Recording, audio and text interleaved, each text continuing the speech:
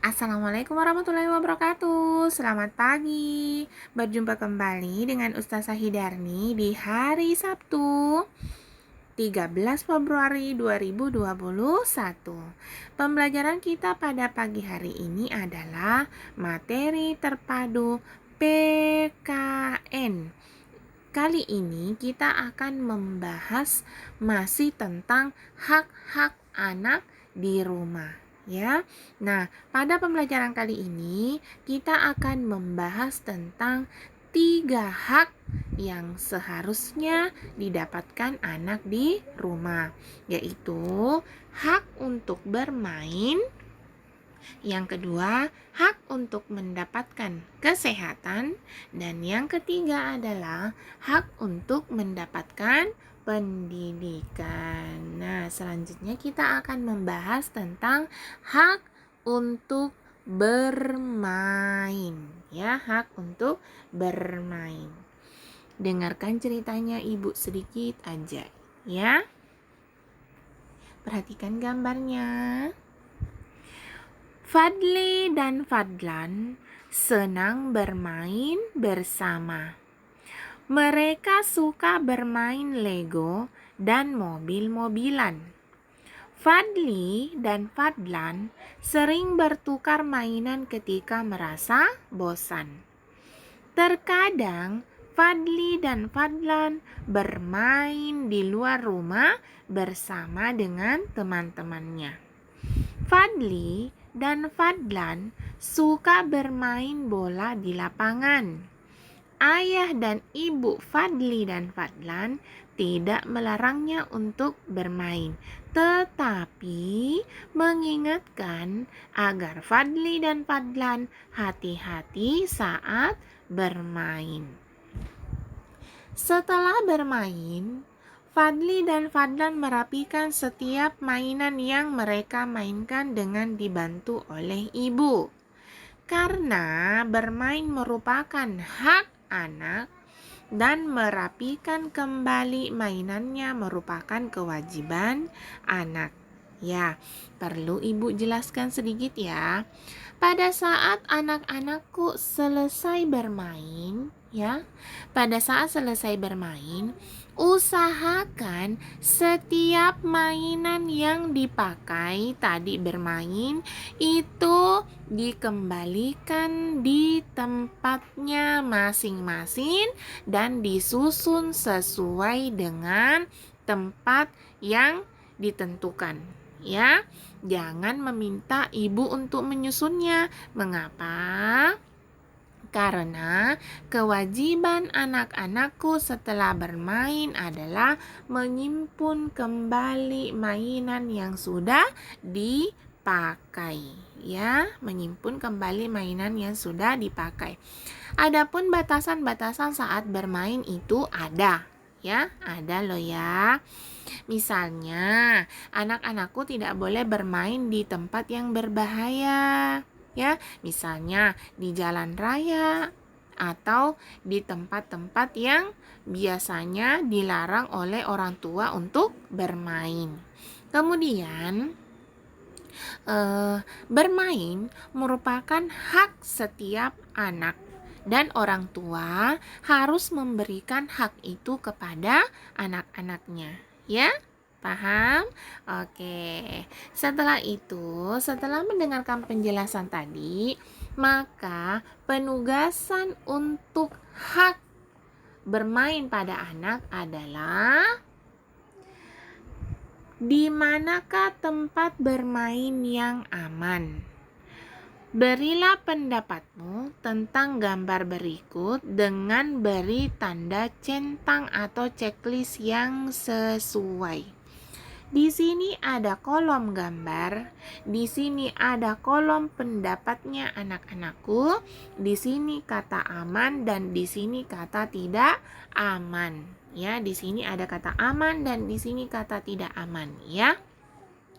Perhatikan gambarnya. Di sini ada anak yang sedang bermain di lapangan. Mereka sedang bermain sepak bola. Menurut pendapatnya anaknya ibu, apakah jika kita bermain bola di lapangan itu aman, ya, atau tidak aman? Nah, yang benar adalah aman. Karena bermain di lapangan, apalagi bermain bola, itu memang seharusnya dilakukan di lapangan bola. Ya, bukan di jalan raya ya. Mengapa? Karena bisa mengganggu aktivitas lalu lintas jalan. Oke. Selanjutnya, di sini kita akan mempelajari tentang hak mendapatkan kesehatan. Hak mendapatkan kesehatan. Dengarkan penjelasannya baik-baik. Sudah 3 hari Fadlan sakit dan ibu izin untuk tidak bekerja agar dapat merawat Fadlan, ya, agar dapat merawat Fadlan. Fadli pun juga ikut merawat adiknya. Ayah membawa Fadlan ke dokter. Kakak, ayah, dan ibu sangat menyayangi Fadlan. Kesehatan merupakan hak setiap anak. Nah, dengarkan penjelasannya sedikit dari ibu ya. Setiap anak berhak memperoleh jaminan kesehatan dari ayah dan ibunya. Mengapa? Karena anak-anak mengalami yang namanya proses pertumbuhan dan perkembangan atau atau dari kecil akan bertumbuh menjadi besar. Ya, itu dia. Nah, pada saat proses pertumbuhan dan perkembangan itu, anak-anak sangat membutuhkan pengawasan orang tua dalam hal makanan, dalam hal minuman, dalam hal obat-obatan vitamin, apalagi nanti pada saat anak-anak sakit, itu dibutuhkan kasih sayang dari orang tua, dirawat, dikasih obat, dan dibawa periksa ke dokter. Ya, seperti itu penjelasannya hak mendapatkan kesehatan ya. Kemudian, yang ketiga adalah hak mendapatkan pendidikan. Hak mendapatkan pendidikan. Nah, dengarkan penjelasannya sedikit tentang hak mendapatkan pendidikan ya. Setelah makan malam, Fadli dan Fadlan mengerjakan pekerjaan rumah atau PR atau tugas. Ibu membimbing Fadlan untuk belajar menggambar dan mewarnai. Kemudian, Fadli mengerjakan PR atau tugasnya dibimbing oleh ayah. Fadli dan Fadlan sangat senang dapat belajar bersama dengan ayah, ibu, kakak dengan suasana yang gembira merupakan hak anak. Nah, dengarkan penjelasannya ya. Setiap anak memperoleh hak mendapatkan pendidikan. Nah, hak untuk mendapatkan pendidikan ini biasanya diberikan oleh orang tua dan guru di sekolah. Ya, dan guru di sekolah. Jadi, antara orang tua dan guru itu adalah bertanggung jawab untuk memberikan pendidikan yang layak dan pendidikan yang bagus untuk anaknya ataupun untuk muridnya. Ya, kalau guru untuk muridnya atau anaknya juga di sekolah, orang tua untuk anak-anaknya.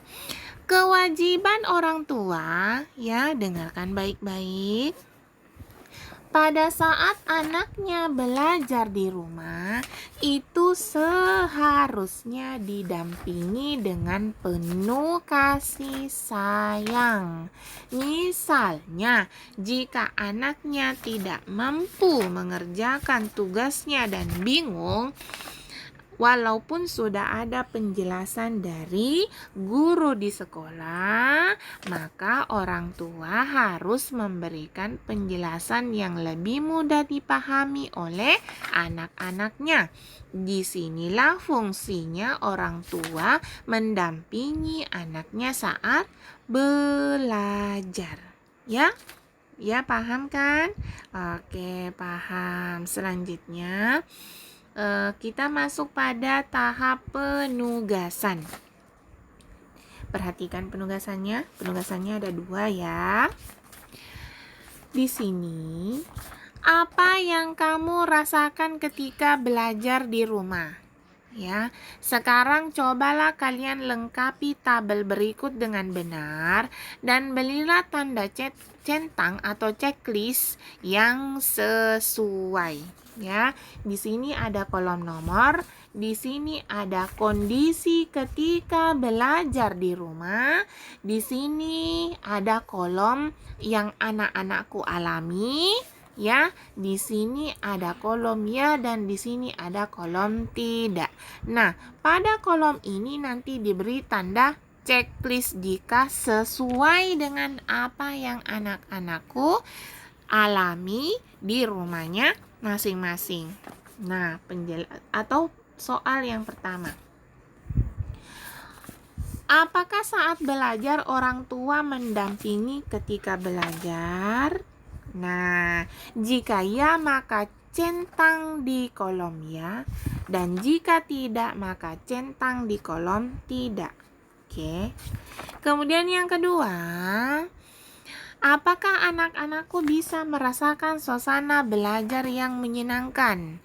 Misalnya, saat belajar diganggu adik. Yang kedua, saat belajar masih mengantuk, apalagi saat menyaksikan video dari ibu. Maka, ataukah saat belajar merasa bersemangat sekali dalam mendengar penjelasan dari ibu, ataukah bagaimana? Nah, beri centang pada kolom ini ya atau tidak. Selanjutnya, silahkan dikerjakan tugasnya. Jika tidak punya perinan, maka boleh ditulis di buku tulis materi terpadu PKN, ataupun jika bisa atau jika punya perinan, maka boleh di-print dan langsung tulis jawabannya di kertas yang sudah di-print tadi ya. Seperti biasa, batas pengumpulan tugasnya yaitu mulai pukul 10 sampai pukul 6 sore.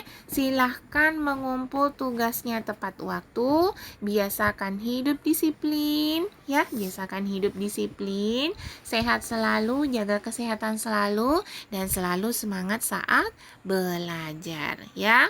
Sampai di sini dulu. Ustazah akhiri dengan ucapan Assalamualaikum warahmatullahi wabarakatuh. See you next time.